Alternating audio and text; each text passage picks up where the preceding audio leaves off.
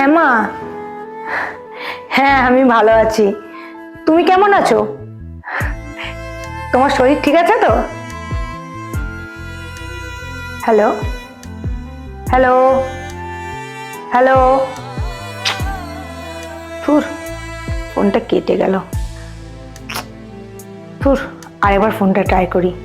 এক কাজ করো, যাও তো চা করে নিয়ে এসো, পরে কল করবে। দাঁড়াও তো, 2 মিনিট পরে চাটা খাবে। আবার শুরু হলো। দিনে কতবার যে মাকে ফোন করে।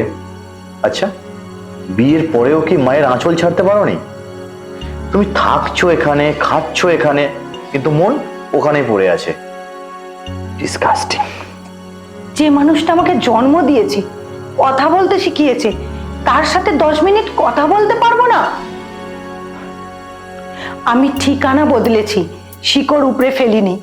আমি সংসার করতে এসেছি, আমি বিক্রি হয়ে যাইনি।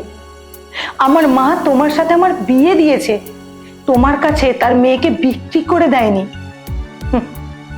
মা মানে শুধুমাত্র জন্মদাত্রী নয়, মা মানে সাহস, আশ্রয় আর শিকড়, যার কোনো বিকল্প হয় না। সরি মিলি, আমি ভুল করেছি, প্লিজ পারলে ক্ষমা করে দিও।